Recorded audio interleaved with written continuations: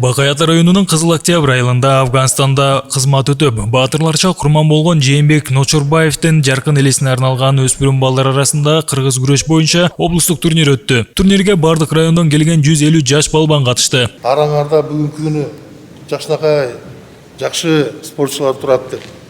Келечекте буйруза таласын, өзүнүн облустун намысын коргой турган силерсиңер. Кыргыз күрөшү боюнча. Бул улуттук күрөш. Бул эч качан улуттук күрөш көмүскөдө жерде калбайт. Ошол үчүн жакшылап катышып, жакшылап күрөшүп, жакшы жогорку деңгээлде күрөш көрсөтүп, Талас областынын, өзүнүн областынын намысын коргой турган силерсиңер.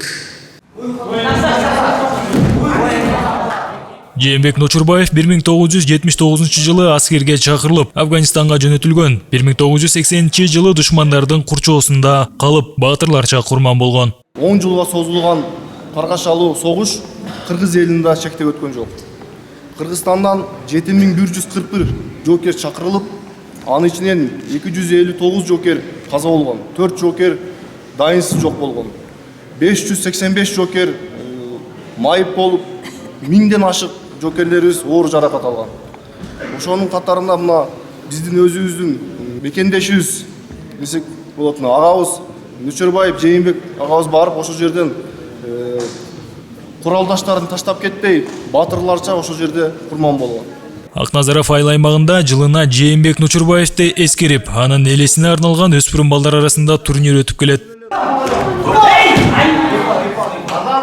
Дайыма силер элиңерди, жериңерди коргогон мыкты уулардан болгула. Балдар, силерге ден соолук, өмүр жаш берсин Кудайым. Элиңерди, жериңерди коргогон мыкты балбан күрөштөрдүн дайыма астына чыккан силер бар, биз барбыз. Турнирди өткөрүүгө жаштарды патриоттулукка тарбиялоо максатында айылдык кеңештин депутаттары менен бирге Кыргыз Республикасынын спорт чебери Айбек Коккөзов демилге көтөрүп, турнирди уюштуруп келет. Календарный план боюнча коюлган январь, февраль, март айларында, апрель ай ушу 4 ай катары менен өспүрүмдөр арасында күрөш болот.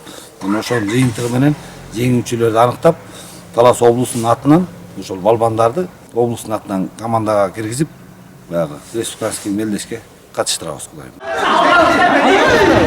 Жаш балбандар 10 салмак боюнча 2 тайпага бөлүнүп күч сынашты. Жеңүүчүлөргө уюштуруучулар тарабынан кубок, медаль жана баалуу белектер тапшырылды. Сеймук Барманов, Розбек Бейшебаев, Бакай Ата району.